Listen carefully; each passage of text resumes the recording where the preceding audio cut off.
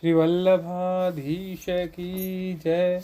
श्री गोसाई जी परम दयाल की जय। श्याम सुंदर श्री यमुने महारानी की जय। श्री गिरिराज धरण की जय। श्रीमद् भागवत तृतीय स्कंध। आज है 22वां अध्याय और आज के अध्याय में हम पढ़ेंगे देवहूति के साथ कर्दम प्रजापति जी का विवाह। पिछले वाले अध्याय में हमने क्या पढ़ा था कि किस तरीके से भगवान ने इनको बताया कि वो मनु महाराज आएंगे और आपके साथ अपनी बेटी देवहूति का विवाह करेंगे। ठीक है, तो ये सारी बातें हमने पिछले वाले अध्याय में पढ़ी थी। कर्दम जी को जो सारी बातें बताई थी वो हमने पढ़ा था। अब अगले अध्याय में हम लोग पढ़ेंगे देवहूति के साथ कर्दम प्रजापति जी का विवाह। मैत्रेय जी कहते हैं, विदुर जी, इस प्रकार जब कर्दम जी ने मनु जी के संपूर्ण गुणों और कर्मों की श्रेष्ठता का वर्णन किया तो उन्होंने उन निवृत्ति परायण मुनि से कुछ सुकुचाकर कहा। मनु जी ने कहा, मुने, वेद मूर्ति भगवान ब्रह्मा ने अपने वेदमय विग्रह की रक्षा के लिए तप विद्या और योग से संपन्न तथा विषयों में अनासक्त आप ब्राह्मणों को अपने मुख से प्रकट किया है और फिर उन सहस्त्र चरणों वाले विराट पुरुष ने आप लोगों की रक्षा के लिए ही अपनी सहस्त्रों भुजाओं से हम क्षत्रियों को उत्पन्न किया है। इस प्रकार ब्राह्मण उनके हृदय और क्षत्रिय शरीर कहलाते हैं। अतः एक ही शरीर से संबद्ध होने के कारण अपनी अपनी और एक दूसरे की रक्षा करने वाले उन ब्राह्मण और क्षत्रियों की वास्तव में श्री हरि ही रक्षा करते हैं, जो समस्त कार्य कारण रूप होकर भी वास्तव में निर्विकार हैं। जो आपके दर्शन मात्र से ही मेरे सारे संदेह दूर हो गए, क्योंकि आपने मेरी प्रशंसा के मिस से स्वयं ही प्रजा पालन की इच्छा वाले राजा के धर्मों का बड़े प्रेम से निरूपण किया है। आपका दर्शन अजितेंद्रिय पुरुषों को बहुत दुर्लभ है। मेरा बड़ा भाग्य है जो मुझे आपका दर्शन हुआ और मैं आपके चरणों की मंगलमयी रज अपने सिर पर चढ़ा सका। मेरे भाग्योदय से ही आपने मुझे राजधर्मों की शिक्षा देकर मुझ पर महान अनुग्रह किया है और मैंने भी शुभ प्रारब्ध का उदय होने से ही आपकी पवित्र वाणी कान खोलकर सुनी है।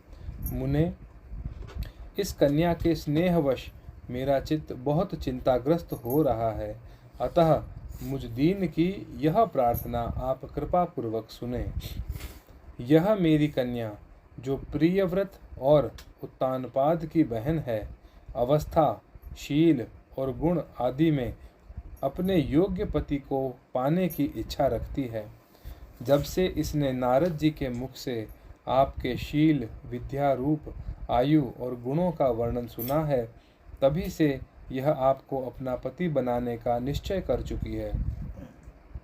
द्विजवर, मैं बड़ी श्रद्धा से आपको यह कन्या समर्पित करता हूँ। आप इसे स्वीकार कीजिए। यह गृहस्थोचित कार्यों के लिए सब प्रकार से आपके योग्य है। जो भोग स्वतः प्राप्त हो जाए उसकी अवहेलना करना विरक्त पुरुष को भी उचित नहीं है। फिर विषयासक्त की तो बात ही क्या है। जो पुरुष स्वयं प्राप्त हुए भोग का निरादर कर फिर किसी कृपण के आगे हाथ पसारता है, उसका बहुत फैला हुआ यश भी नष्ट हो जाता है और दूसरों के तिरस्कार से मान भंग भी होता है। विद्वन, मैंने सुना है आप विवाह करने के लिए उद्यत हैं। आपका ब्रह्मचर्य एक सीमा तक है। आप नैष्ठिक ब्रह्मचारी तो हैं नहीं, इसलिए अब आप इस कन्या को स्वीकार कीजिए। मैं इसे आपको अर्पित करता हूँ।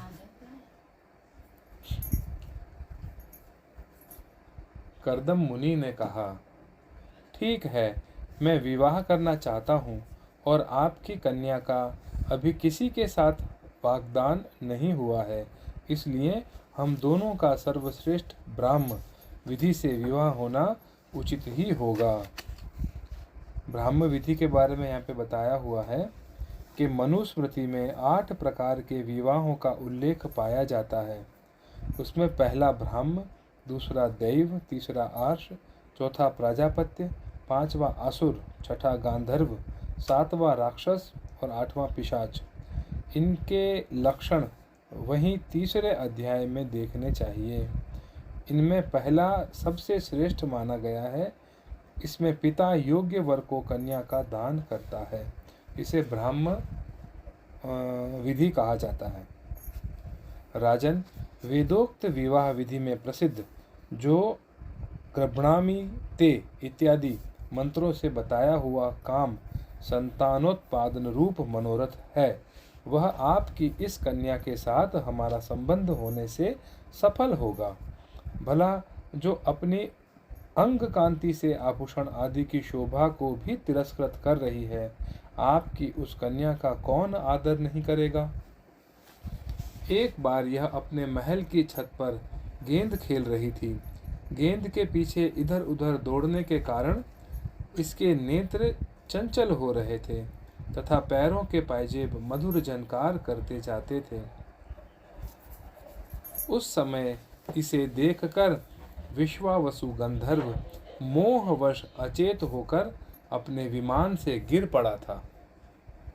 वही इस समय यहाँ स्वयं आकर प्रार्थना कर रही है। ऐसी अवस्था में कौन समझदार पुरुष इसे स्वीकार नहीं करेगा। यह तो साक्षात आप महाराज श्री स्वयंभू मनु की दुलारी कन्या और उत्तानपाद की प्यारी बहन है तथा यह रमणियों में रत्न के समान है। जिन लोगों ने कभी श्री लक्ष्मी जी के चरणों की उपासना नहीं की है, उन्हें तो इसका दर्शन भी नहीं हो सकता। अतः मैं आपकी इस साध्वी कन्या को अवश्य स्वीकार करूंगा, किंतु मेरी एक शर्त के साथ। जब तक इसके संतान नहीं हो जाएगी, तब तक मैं गृहस्थ धर्मानुसार इसके साथ रहूंगा। उसके बाद भगवान के बताए हुए संन्यास प्रधान हिंसा रहित शम दमादि धर्मों को ही अधिक महत्व दूंगा, जिनसे इस विचित्र जगत की उत्पत्ति हुई है, जिनमें यह लीन हो जाता है और जिनके आश्रय से यह स्थित है। मुझे तो वे प्रजापतियों के भी पति भगवान श्री अनंत ही सबसे अधिक मान्य हैं। मैत्रेय जी कहते हैं, प्रचंड धनुर्धर विदुर कर्दम जी केवल इतना ही कह सके, फिर वे हृदय में भगवान कमल नाभ का ध्यान करते हुए मौन हो गए। उस समय उनके मंद हास्य युक्त मुख कमल को देखकर देवहूति का चित्त लुभा गया। मनु जी ने देखा कि इस संबंध में महारानी शत्रुपा और राजकुमारी की स्पष्ट अनुमति है, इसलिए उन्होंने अनेक गुणों से संपन्न कर्दम जी को उन्हीं के समान गुणवती कन्या का प्रसन्नतापूर्वक दान कर दिया। महारानी शत्रुपा ने भी बेटी और दामाद को बड़े प्रेम पूर्वक बहुत से बहुमूल्य वस्त्र, आभूषण और गृहस्थोचित पात्र आदि दहेज में दिए। इस प्रकार सुयोग्य वर को अपनी कन्या देकर महाराज मनु निश्चिंत हो गए। चलती बार उसका वियोग न सहने के कारण उन्होंने उत्कंठावश विह्वल चित्त होकर उसे अपनी छाती से लिपटा लिया और बेटी बेटी कहकर रोने लगे। उनकी आंखों से आंसुओं की झड़ी लग गई और उनसे उन्होंने देवहूति के सिर के सारे बाल भिगो दिए। फिर वह मुनिवर कर्दम जी से पूछकर उनकी आज्ञा ले रानी के सहित रथ पर सवार हुए और अपने सेवकों सहित ऋषिकुल सेवित सरस्वती नदी के दोनों तीरों पर मुनियों के आश्रमों की शोभा देखते हुए अपनी राजधानी में चले आए। जब ब्रह्मावर्त की प्रजा को यह समाचार मिला कि उसके स्वामी आ रहे हैं, तब वह अत्यंत आनंदित होकर स्तुति गीत एवं बाजे गाजे के साथ अगवानी करने के लिए ब्रह्मावर्त की राजधानी से बाहर आई। सब प्रकार की संपदाओं से युक्त बहिर्ष्मती नगरी मनु जी की राजधानी है, जहाँ पृथ्वी को रसातल से ले आने के पश्चात शरीर कंपाते समय श्री वाराह भगवान के रोम जड़कर गिरे थे। वे रोम ही निरंतर हरे भरे रहने वाले कुश और कास हुए, जिनके द्वारा मुनियों ने यज्ञ में विघ्न डालने वाले दैत्यों का तिरस्कार कर भगवान यज्ञ पुरुष की यज्ञों द्वारा आराधना की।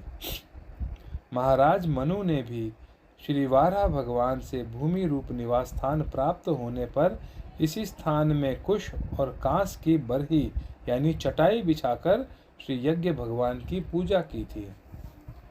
जिस बहिष्मती पुरी में मनु जी निवास करते थे, उसमें पहुंचकर उन्होंने अपने त्रिताप नाशक भवन में प्रवेश किया।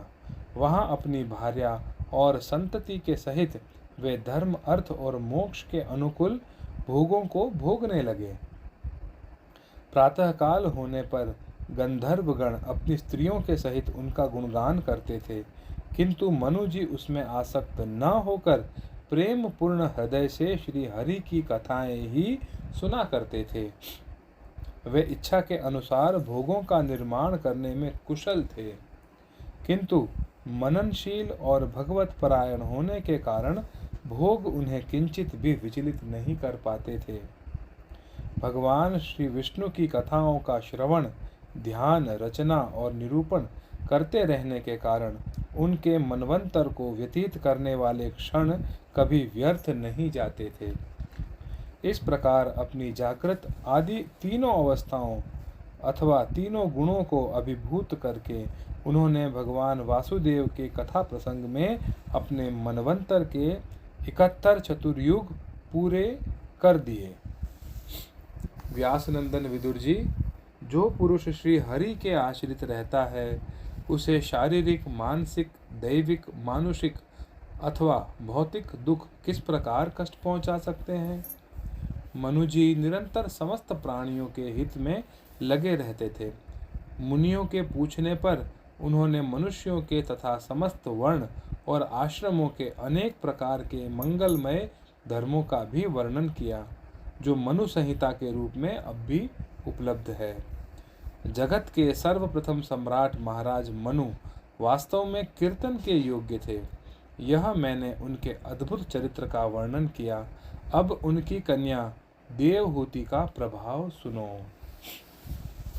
इति श्रीमद्भागवते महापुराणे पारमहंस्यां संहितायां तृतीय स्कंधे 22वां। अगले अध्याय में यानी 23वें अध्याय में हम पढ़ेंगे करदम जी का और देवहूति का विहार। श्री वल्लभाधीश की जय। श्री गुसाई जी परम दयाल की